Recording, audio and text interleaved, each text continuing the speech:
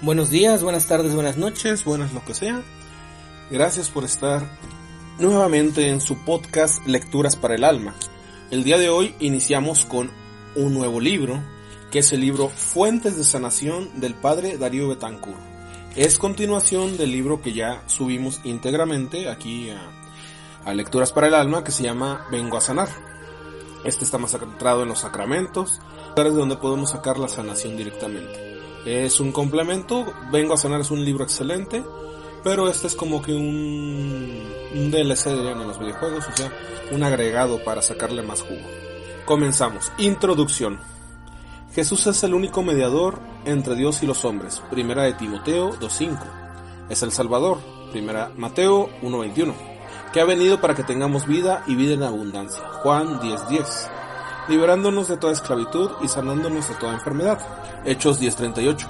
Jesús significa salvación de Dios. En Él se identifica nombre y misión. Él es la salvación, es el médico y la medicina. Ahora bien, Dios ha querido darnos esa medicina a través de María de Nazaret, quien con su sí se unió indisolublemente a la persona y misión de su Hijo, colaborando con Él y bajo Él en la empresa salvadora. En este sentido, ella es fuente de salvación o verdad y la vida. Ella nos entrega a Jesús, lo anuncia, lo lleva a los demás y nos ayuda a creer en Él. Ella nos trae a Jesús o nos conduce a Él para así producir nuestra salud integral. Esa salvación realizada hace 2000 años a miles de kilómetros de distancia, Dios la hace efectiva y presente en nosotros a través de los sacramentos, que no son sino un encuentro real y verdadero con el mismo Jesucristo. El contacto con su persona y produce necesariamente salvación. Un sacramento no es otra cosa que una señal o un signo que contiene, muestra, recuerda, visualiza, da y comunica otra realidad diversa de él, pero realmente presente en él. Un ejemplo puede aclarar la idea de esta definición. Con gran amor y santo orgullo llevo en el dedo de mi mano el anillo matrimonial de mi madre. En su parte interior se lee Eduardo de Carlota, 26 de junio de 1937. Cada vez que lo veo me recuerda la memoria santa de mis padres. Es este signo externo el que contiene la entrega de un amor y lo actualiza. Así entendido un sacramento, comprendemos cómo Jesús es el sacramento del Padre. El que me ha visto a mí, me ha visto al Padre. Juan 14:9. La Iglesia es el sacramento de Cristo, porque continúa su obra, reflejándolo y haciendo conocer al Padre. Sacrosanctum Concilium número 5.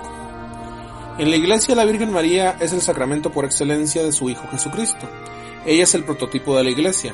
Ella lo contiene, lo refleja y lo comunica. Es muy interesante notar lo que el padre Heriberto Miohan comenta sobre los sacramentos.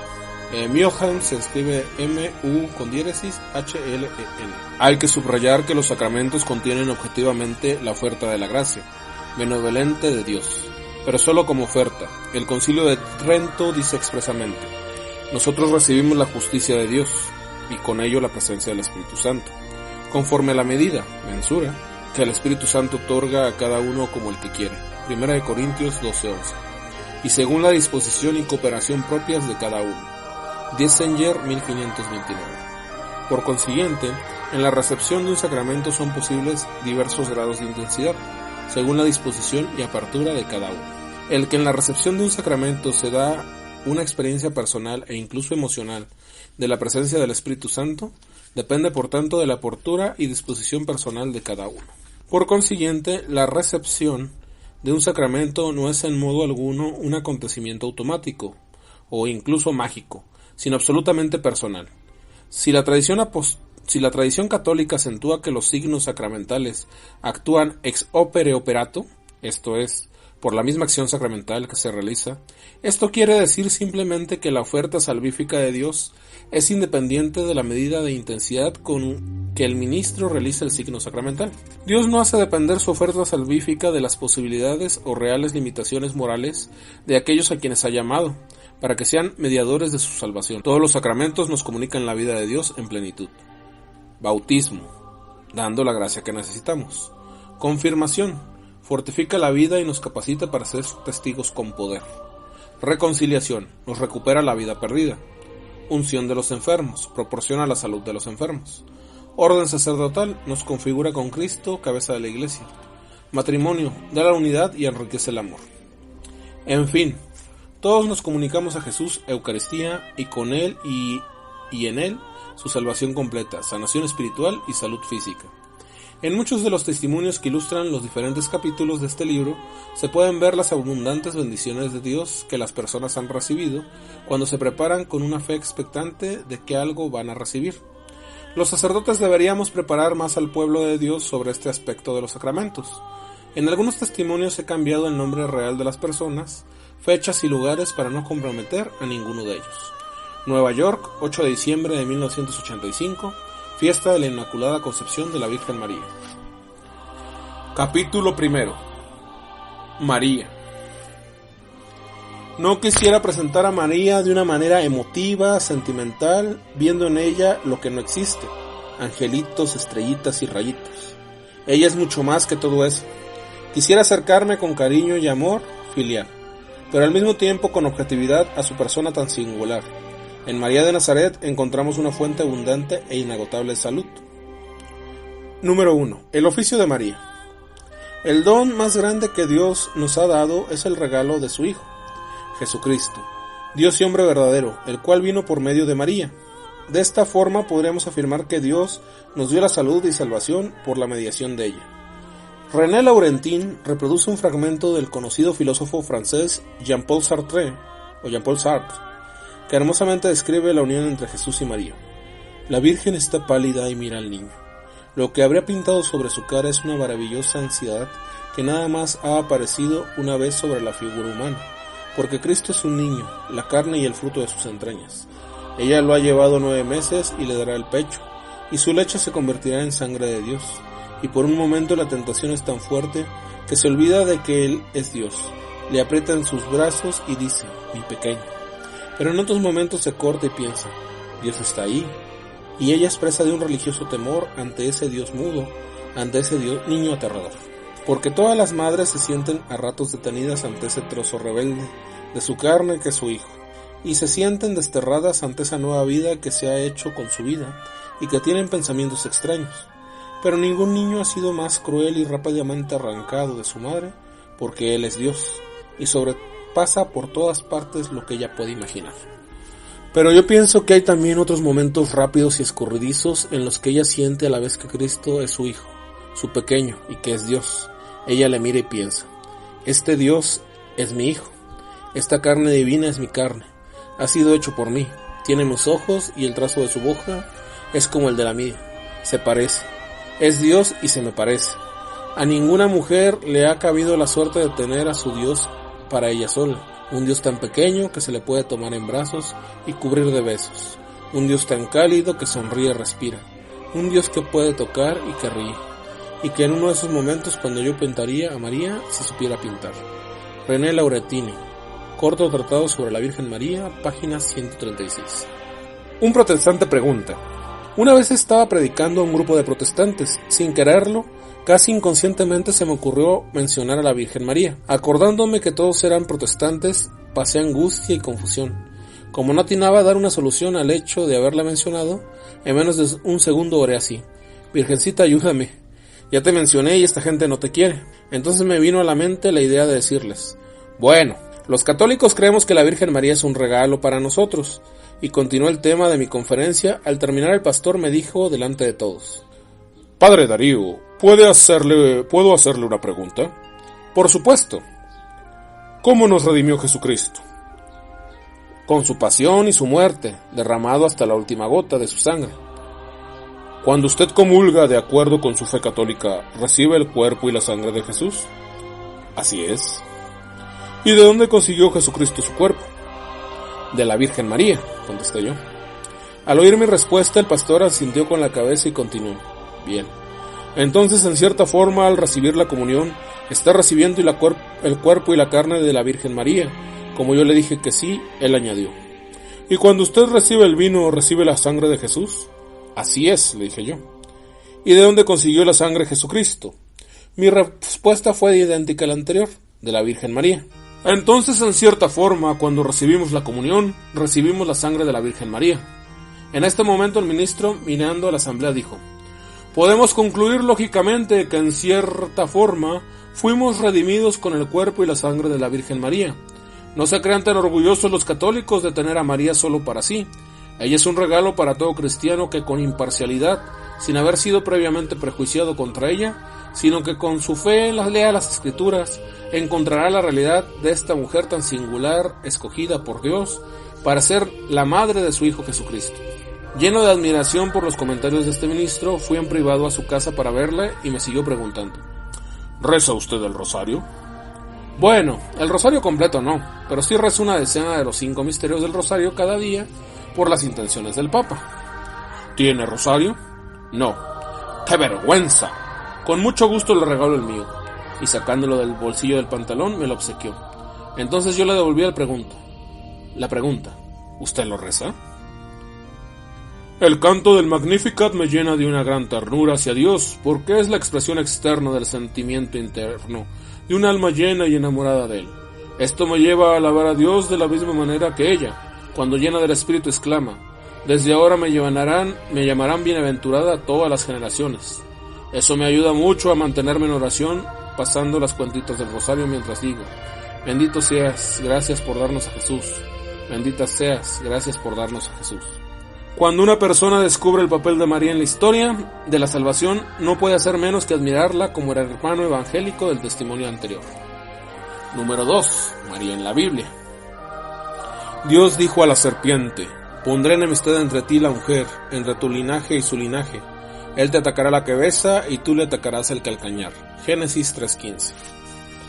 La descendencia de la mujer vencerá al demonio. De la misma manera que un hombre aplasta la cabeza de una serpiente, la descendencia de la mujer es el género humano, en general personificado en el Salvador Jesucristo. Jesús venció por propia virtud al demonio, lo que los otros hacen en virtud de él. Este verso contiene el primer anuncio del futuro Redentor, por eso se le da el nombre de protoevangelio, o primera buena nueva. Al triunfo del Salvador va asociado la mujer. Así como en la caída del paraíso estaba presente Eva, así lo interpreta el Concilio Vaticano II al afirmar que María es insinuada proféticamente en la promesa de victoria sobre la serpiente, dada a nuestros primeros padres caídos en el pecado. Lumen Gentium, número 55. María, por su íntima asociación a su hijo, es fuente de liberación contra Satanás. Cuando Isabel oyó su saludo, la criatura saltó en su vientre, y ella fue llena del Espíritu Santo. El oficio de María es recibir y dar a Jesús. Ella lo lleva a Isabel, derramando en Juan Bautista una especial donación del Espíritu Santo, que lo purifica y lo sana. Como signo de la curación de Juan, brinca de alegría en el seno de su madre. Años más tarde, Jesús reconoce la salud integral de Juan cuando declara: en verdad les digo que de entre los nacidos de mujer nadie ha sido más grande que Juan el Bautista. Mateo 11:11. Jesús, por medio de María, purificó y sanó a Juan el Bautista. Los pastores fueron deprisa y encontraron a María, a José y al niño acostado en el pesebre. Lucas 2:16. María cumple su oficio de dar a Jesús mostrándolo a los pastores, que por su parte regresaron dando gloria y alabanza a Dios por todo lo que oyeron y vieron, porque todo había pasado tal como se les había anunciado. Lucas 2:20. Los miedos y temores de los pastores son sanados por la presencia de Jesús, pero es María quien los da para que su hijo haga en ellos sanación interior del miedo y la duda. Cita: cuando los padres del niño Jesús lo trajeron al templo para hacer con él según las órdenes de la ley, Simeón lo tomó en sus brazos y alabó a Dios diciendo: Señor, ya puedes dejarme morir en paz, porque has cumplido lo que prometiste a tu siervo. He visto con mis ojos al Salvador que has puesto delante de toda la gente. Él es luz que ha de alumbrar a todos los que no son de Israel, y da honor a tu pueblo. Entonces Simeón dijo a María, la madre de Jesús: María, este niño está destinado a hacer que muchos en Israel caigan o se levanten. Lucas 2:27-34. En esta ocasión también encontramos a María, que al presentar a Jesús es portadora de salud, para este anciano que tenía miedo de morir sin ver la redención de su pueblo. Simeón es sanado del miedo de la muerte, ahora ya puede irse en paz, está completamente sano. Cita: la profetisa Ana se presentó en ese mismo momento y después de dar gracias a Dios comenzó a hablar del niño Jesús a todos los que esperaban la liberación de Israel. Lucas 2:38. La mujer en aquella época y cultura estaba relegada socialmente, no era sujeto de crédito, su voz no contaba. Ana sufría las consecuencias de esta opresión, pero la presencia de Jesús a través de María la libera. Es la primera que anuncia a Jesús como el gran liberador de Israel. Fue sanada tan radicalmente que hasta levantó su voz en el mismo templo, donde estaba prohibido pronunciar a las mujeres, mucho menos enseñar. Ella proclama a Jesús como el Salvador. Cita: Cuando los magos vieron la estrella se alegraron mucho y al entrar en la casa vieron al niño con María, su madre. Mateo 2:10. Varias veces he pensado en el desaliento y desilusión que pudieron haber sentido los magos ante la desaparición de la estrella que los guiaba. Más de una vez he experimentado también la desaparición de esa estrella en el camino de mi vida. Cuando tuvimos el accidente automovilístico en Panamá, el médico me comunicó que la herida en la cabeza de mi hermana Luz, Elena, se había infectado con un estafilococo gran positivo y que el peligro de degenerar en una meningitis era muy grande. Quedé como envuelto en ese manto de oscuridad que rodea la fe, y como Jesús en la cruz grité: Dios mío, ¿por qué me has abandonado? Cuando humanamente todo está terminado es cuando Dios comienza a trabajar, apareciendo en una encrucijada inesperada. Por tan solo tenía que esperar. Abrí las Escrituras y me encontré con el pasaje que dice: Hermanos, queremos que sepan cuántas dificultades tuvimos en la provincia de Asia. Fue una prueba tan dura que ya no teníamos fuerzas para soportarla, y hasta habíamos perdido la esperanza de salir con vida. Nos sentíamos condenados a muerte. Por esto fue para enseñarnos a confiar en Dios, que resucita a los muertos, y no en nosotros. Dios nos libró y nos está librando de este grande peligro de la muerte. En Él hemos puesto nuestra esperanza, que nos va a seguir librando. Si ustedes nos ayudan orando por nosotros, y si muchas personas oran por nosotros, muchos van a dar gracias por la bendición que Dios nos da. Segunda de Corintios, capítulo 1, versículos del 8 al 11. Este pasaje fue para mí como volver a ver la estrella de Belén, que me llevó al lado de María para encontrar allí a Jesús que sana y salva. Ella quiere que como los magos adoremos, le entreguemos regalos y nos postremos ante Él. Lo adoramos a Él, no a ella. No se opone ni compite con su hijo, lo ofrece como fuente de salud. Yo me imagino los agradecimientos y palabras de ternura que los magos a María por la alegría que les había dado el conocer y ver a su hijo. Pienso en la alegría de estos hombres de regreso a sus casas. María había sido fuente de alegría que disipa las tinieblas de la frustración. Cita: Después de 3 días encontraron al niño Jesús en el templo, sentado entre los maestros de la ley, escuchándolos y haciendo preguntas, y todos los que oían se admiraban de su inteligencia y la respuesta que daba. En esta ocasión María lleva a Jesús al templo, donde su luz disipará las tinieblas de la ignorancia.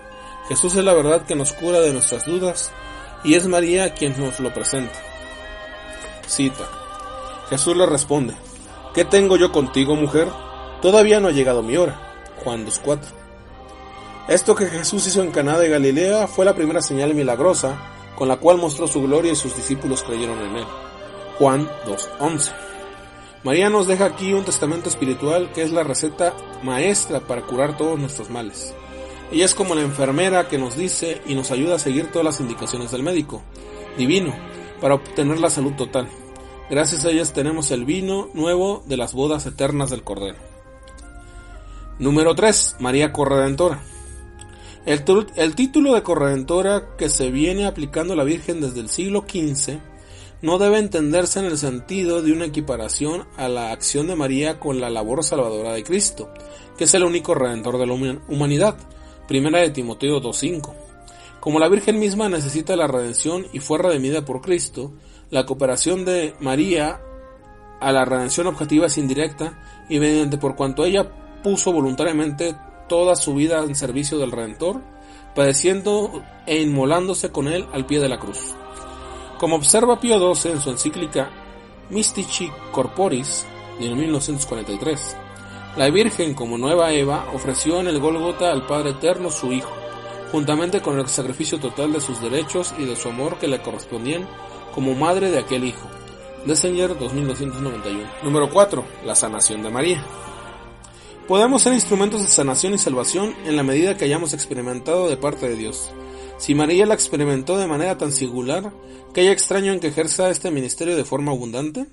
María fue redimida del pecado porque fue preservada de él desde el inicio mismo de su existencia. Dios hizo ambas cosas en ella. Sería algo así como un médico que puede o curar una enfermedad o preservarla por medio de una vacuna. Ambas cosas las hace el médico, y es más maravilloso evitar el contagio de una enfermedad que la curación de la misma. Dios ofrece la redención libre y gratuitamente, y aquí por qué hay que creerla y recibirla. María nos ayuda a aceptar la redención. Ella aceptó la suya. Esta es otra razón para creer que ella es corredentora. En este sentido, toda persona que ayuda a otra a recibir y aceptar a Jesús está colaborando en el plan salvífico de Dios. María, al igual que su hijo, quiere la sanación de toda la humanidad. Somos colaboradores de la obra de la salvación, 1 Corintios 3:9. En cuanto damos a Jesús al mundo, nadie ha dado a Jesús como María. Por tanto, nadie es mejor colaborador, es decir, corredentor que ella. En Caná de Galilea, los discípulos vieron su gloria y creyeron en Jesús. María estaba haciendo su oficio de corredentora, ayudando a sus discípulos a creer y aceptar a su hijo. En la población de Palma, Colombia, existe la costumbre de presentar a los niños a la Virgen Santísima en el día de la Asunción al cielo. La señora María de Angulo tenía una hijita gravemente enferma, con algo desconocido, y los médicos ya no daban esperanza de vida. La señora Angulo entonces presentó a su hija a la Santísima Virgen, pidiéndole que intercediera ante su hijo para que hiciera lo que le pareciera más oportuno. Al día siguiente la niña estaba completamente sana. Número 5. María Medianera. A veces creemos que Dios está muy lejos de nosotros, a miles de kilómetros de distancia, casi imposible de alcanzar. Se nos olvida lo que nos prometió Jesús. El que ama hace caso de lo que yo digo, y mi Padre le amará, y mi Padre y yo vendremos a vivir con él. Juan 14:23.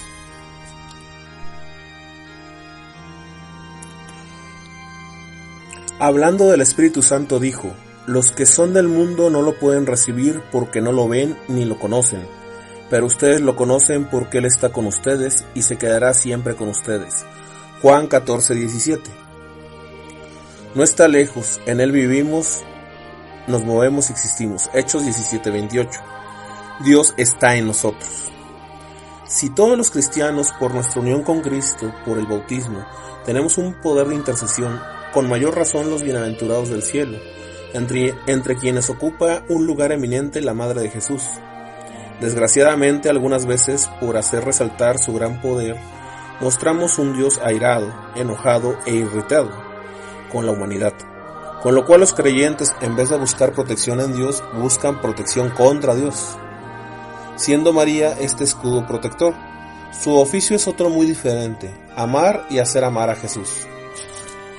Dios nos ha dado todos los dones, regalos, bendiciones y gracias en Jesucristo, que es el don por excelencia. Ahora bien, si Jesús vino a través de María, todas las gracias y bendiciones que Dios nos da en su Hijo pasan de alguna forma también por María. La señora Isaura González, al tener conocimiento de que su hijo, al nacer, había tenido una lesión cerebral que le ocasionaría un retardo mental permanente y progresivo, sufrió una depresión emocional que se agudizó por la falta de antidepresivos en esa época. Volvió sus ojos a la Madre de Dios buscando su intercesión para la curación de ambos.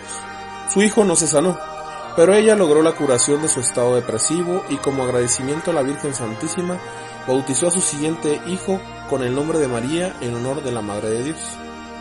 El Concilio Vaticano II, hablando de la misión salvífica de María, afirma: pues una vez recibida en los cielos, no dejó su oficio de salud, sino que continuó alcanzándonos por su múltiple intercesión los dones de la eterna salvación. Por su amor materno cuida de los hermanos de su Hijo que peregrinan y se debaten entre peligros y angustia, y lucha contra el pecado hasta que sean llevados a la patria feliz. Por eso la bienaventurada Virgen es invocada en la Iglesia con los títulos de abogada, auxiliadora, socorro, mediadora, lo cual sin embargo se entiende de manera que nada quite ni agregue a la dignidad y eficacia de Cristo, único mediador. Ver Lumen Gentium número 62. Siguiente número. Sí, pero no lo hizo así.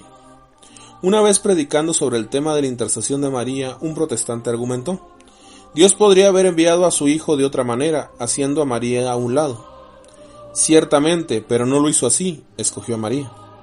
Pero Dios necesariamente no necesita madre para venir al mundo. También es cierto, pero no lo hizo así.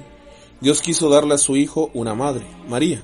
Un poco pensativo, el hermano separado ante la realidad objetiva de este hecho, volvió algunos días más tarde reconociendo cómo la Iglesia Católica es muy lógica en sus enseñanzas. Después de entender y aceptar otros elementos de la fe, se adhirió a la Iglesia Católica. Número 6. María y el culto.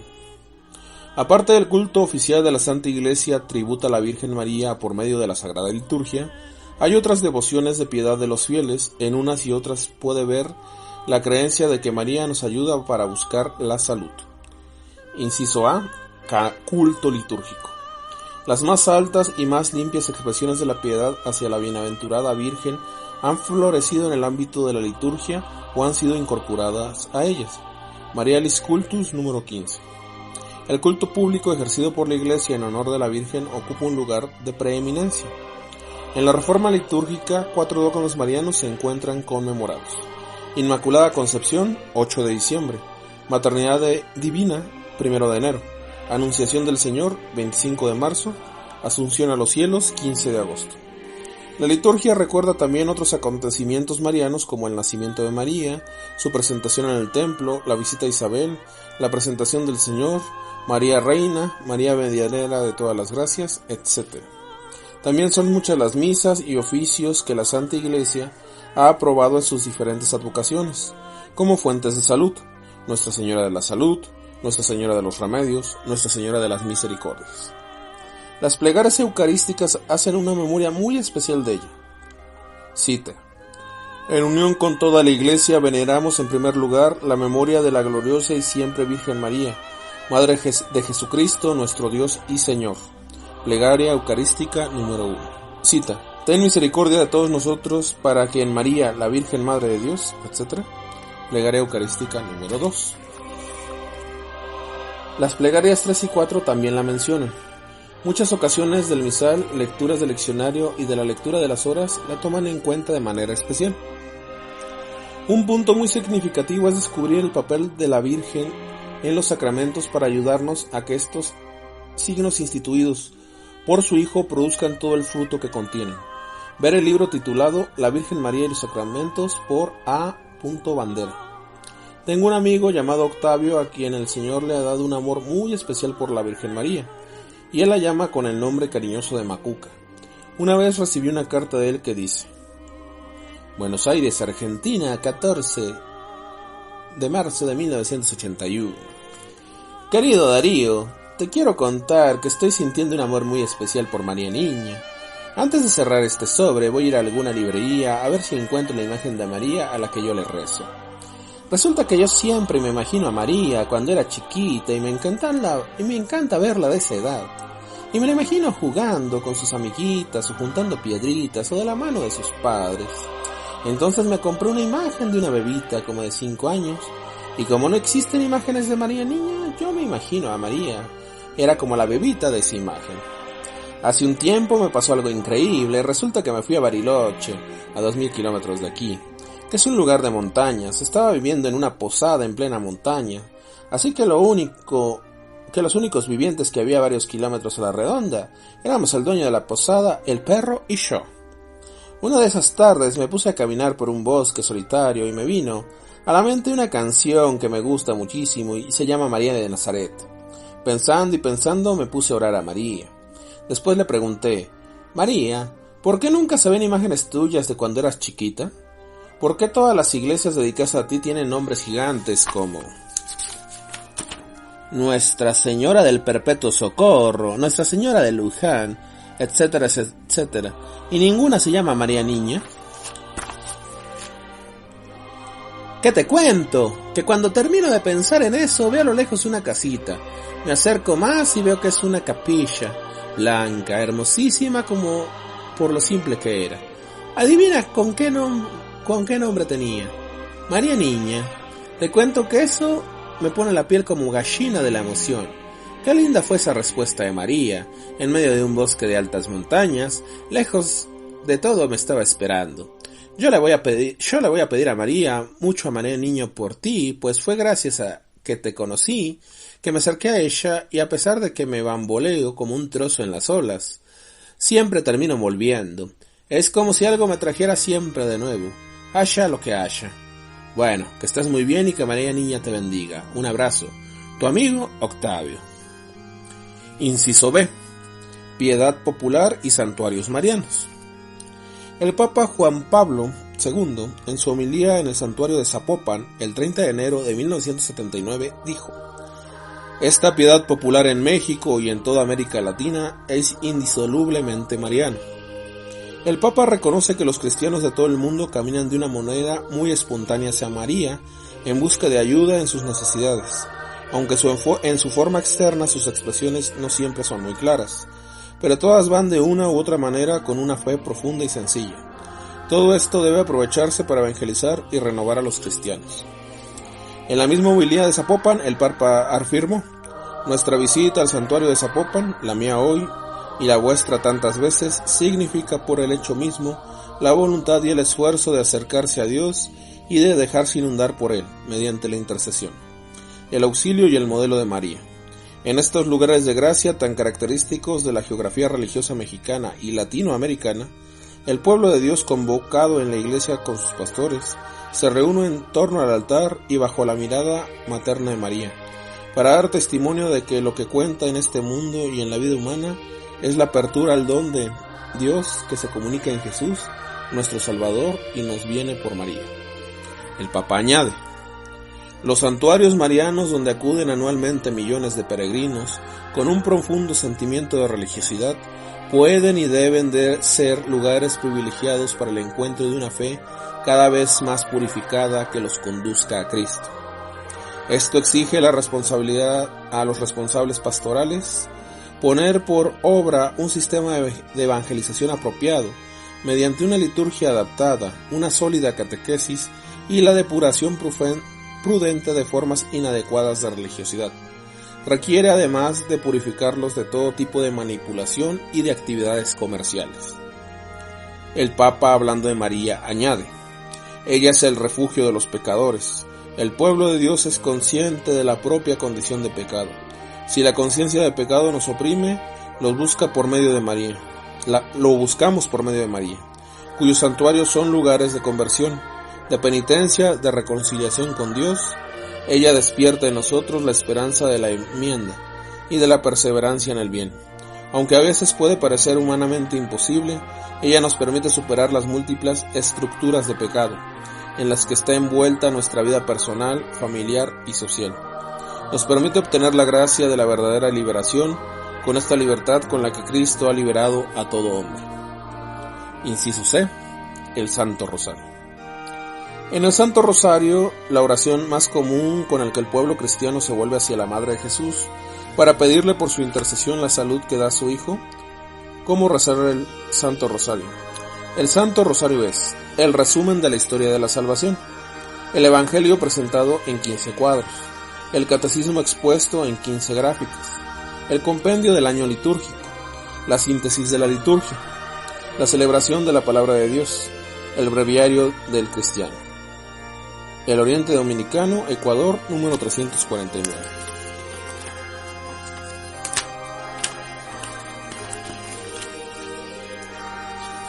El catecismo holandés, que refleja un pensamiento religioso moderno, dice: un medio muy sencillo de recogerse es recitar una oración conocida.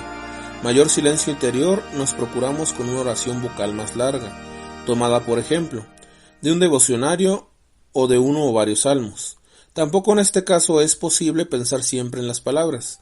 Sin embargo, crean una atmósfera de recogimiento que permite que la luz de Dios brille sobre nuestra vida. Lo mismo vale decir del rosario, que las palabras son bellas y repetidas, que nos regalan un espacio de cuarto de hora en que podemos estar tranquilos en la presencia de Dios. Nunca se ha intentado naturalmente que pensemos en todas las palabras. Podemos pensar en los misterios, en un niño que nos preocupa, en un vecino moribundo, en una pareja de recién casados o en otros cualquiera por quien queramos rogar. Hablando de los ejercicios piadosos, entre estos la devoción del Santo Rosario muy especialmente, la Constitución sobre la Sagrada Liturgia del Concilio Vaticano II dice en el número 13: se recomienda encarecidamente los ejercicios piadosos del pueblo cristiano, con tal que sean conformes a las leyes y a las normas de la Iglesia, en particular si se hace por mandato de la sede apostólica. El Santo Rosario concluye con las letanías lauretanas, que son breves alabanzas a María, recordándonos lo que ella es y su misión. Se le pide su ayuda y su intercesión. Notemos cómo algunas invocaciones claramente piden la salud: salud de los enfermos, refugio de los pecadores, consuelo de los afligidos, auxilio de los cristianos. Valdría la pena aprender muchas y variadas formas de rezarlo: el rosario bíblico, el rosario enunciado, el rosario antifonado, el rosario predicado, el rosario litúrgico, el rosario meditado, el rosario celebración de la palabra de Dios.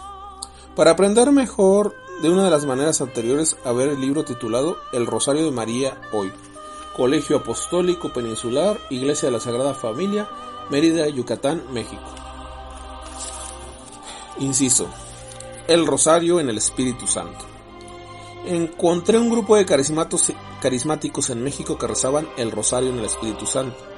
Consiste en imitar las palabras del ángel y de Isabel a María. Cada persona decía espontáneamente algo que sentía de amor, afecto. Un piropo a la Madre de Dios, podía ser también un canto, pero algo que fuera una alabanza a ella, al impulso del Espíritu. Después de todo, el grupo a una sola voz respondía la segunda parte del Ave María, Santa María, Madre de Dios, etc. En el resto de esta oración estuvieron 2 horas y media en medio de un gran fervor y devoción en donde se sentía la presencia de Dios.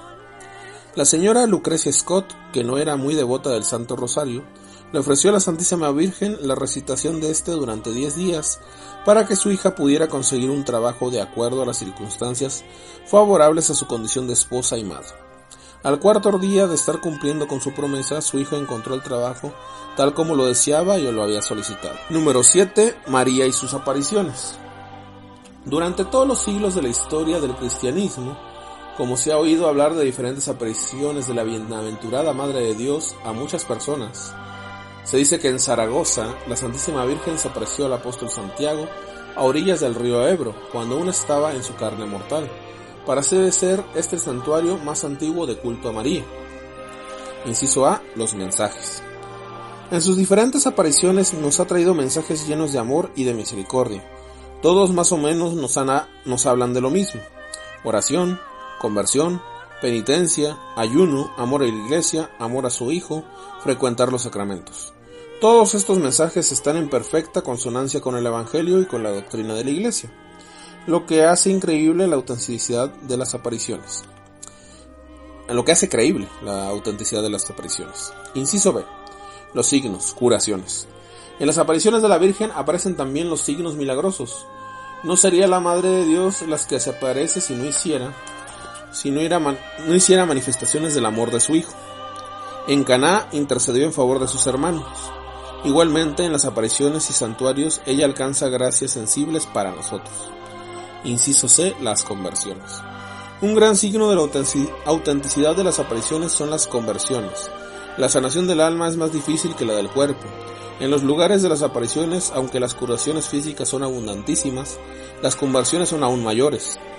Durante una de mis visitas a Medjugorje, Yugoslavia, me tocó ver a un hombre que hacía pública profesión de fe en Jesucristo, al mismo tiempo que decía en voz alta: hasta hoy soy miembro del Partido Comunista, de hoy en adelante me convierto en miembro activo de la Iglesia Católica.